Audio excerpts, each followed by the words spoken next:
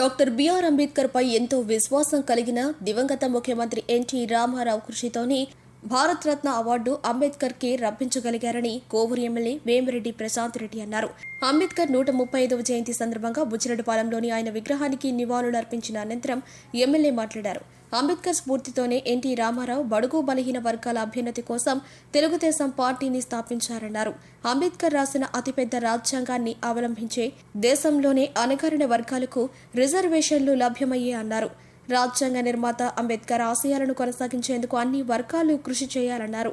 కేవలం జనన మరణ దినాల్లో నివాళులర్పించడంతో సరిపెట్టకుండా ఆయన కోరిక మేరకు నిరంతరం బడుగు బలహీన వర్గాలను అణగారిన వర్గాల అభ్యున్నతికి కృషి చేస్తాం.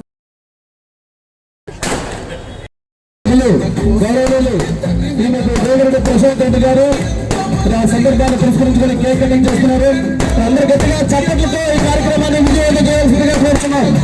దయచేసి అందరూ కూడా చప్పట్లు పెట్టాలండి. ఇచ్చేసిన ప్రతి మహిళలు పెద్దలు పిల్లలు అందరూ కూడా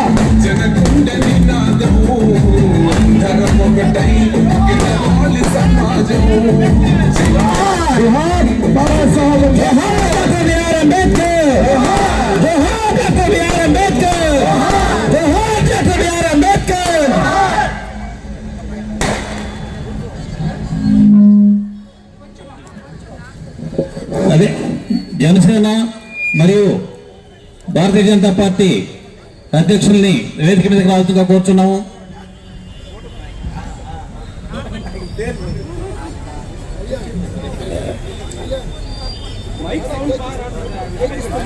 కూటమి నాయకులు జనసేన బీజేపీ తెలుగుదేశం సీనియర్ నాయకులను కూడా వేదిక మీదకి రావాల్సిందిగా కోరుచున్నాము.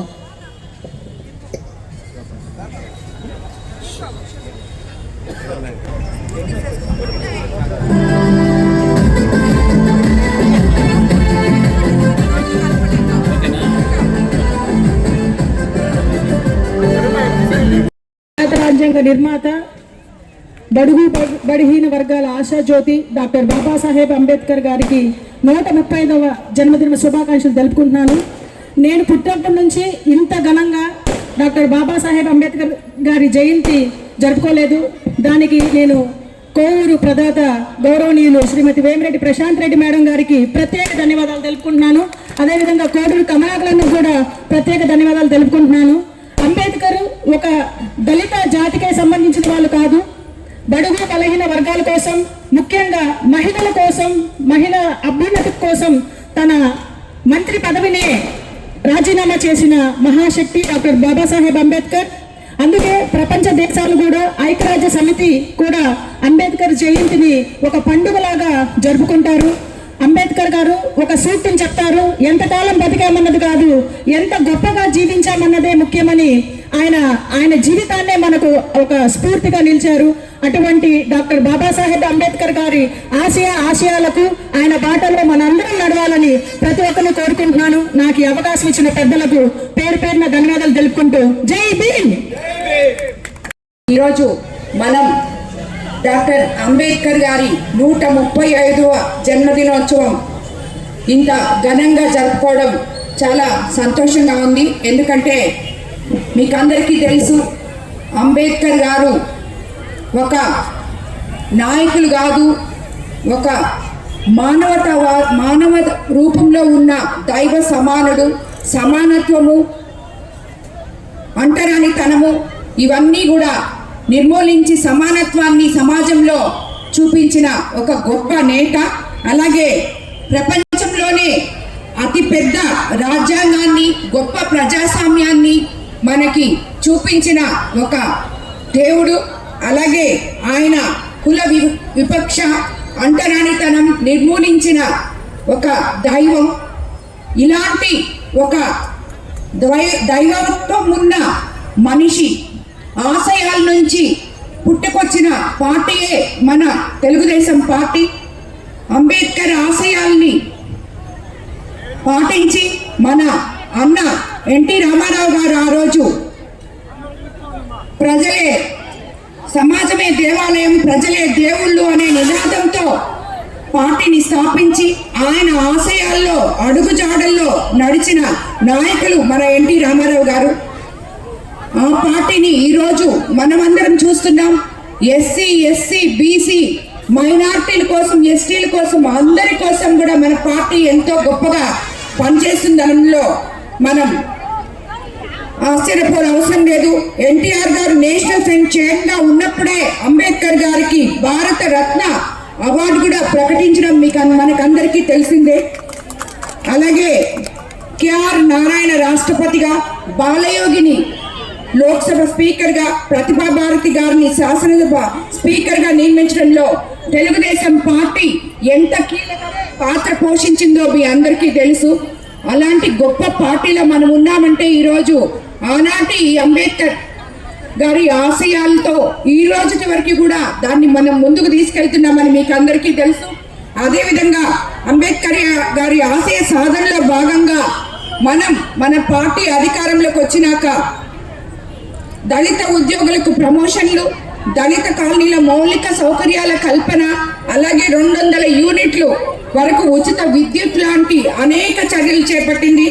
రాజ్యాంగ నిర్మాత డాక్టర్ బి అంబేద్కర్ సేవలు అందరికీ గుర్తుండేలాగా తెలుగుదేశం ప్రభుత్వం రాజధాని అమరావతిలో 125 అడుగుల ఎత్తు విగ్రహాన్ని కూడా నిర్మించిందని మీకు అందరికీ తెలుసు.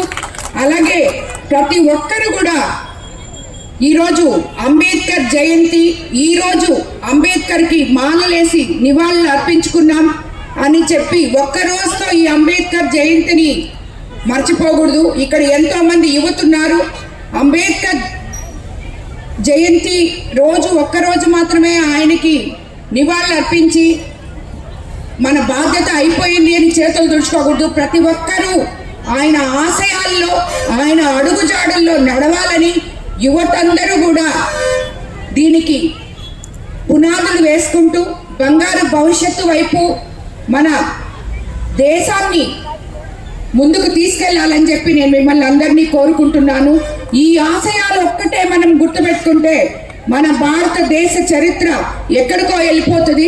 కాబట్టి అలాంటి గొప్ప మనిషికి ఈరోజు మనం నివాళులు అర్పించుకోవడం ఆయన జయంతి సందర్భంగా నిజంగా చాలా సంతోషంగా ఉంది. ఇక్కడున్న ఆ కార్యక్రమానికి విచ్చేసిన ప్రతి ఒక్కరికి కూడా ధన్యవాదాలు తెలుపుకుంటూ మనం ఈరోజు ఒక ప్రతిజ్ఞ చేసుకోబోతున్నాం.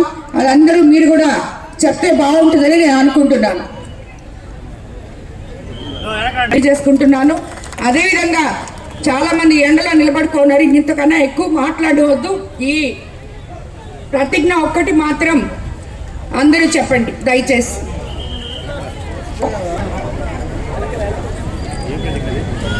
భారత రాజ్యాంగ ప్రవేశిక.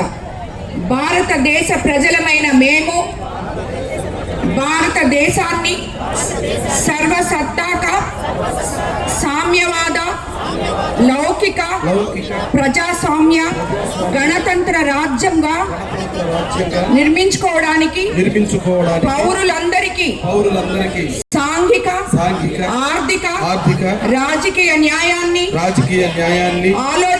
ఆలోచన, భావ ప్రకటన, విశ్వాసము, ధర్మము, ఆరాధనలో స్వేచ్ఛను, అంతస్తు, హోదాలోను, అవకాశములోను, సమానత్వమును చేకూర్చుటకు మరియు వారందరిలో వ్యక్తి గౌరవమును, జాత ఐక్యతను మరియు అఖండతను తప్పక సంరక్షిస్తూ సౌభ్రాతృత్వాన్ని పెంపొందించుటకు సత్యనిష్టాపూర్వకముగా తీర్మానించుకొని 26 నవంబర్ 1949 మన రాజ్యాంగ పరిషత్తులో పరిగ్రహించి శాసనంగా రూపొందించుకున్న ఈ రాజ్యాంగాన్ని మాకు మేము సమర్పించుకుంటున్నాము. జై భీమ్, జై భీమ్, జోహార్ అంబేద్కర్, జోహార్ అంబేద్కర్, జోహార్, జోహార్, అంబేద్కర్, జై భీమ్.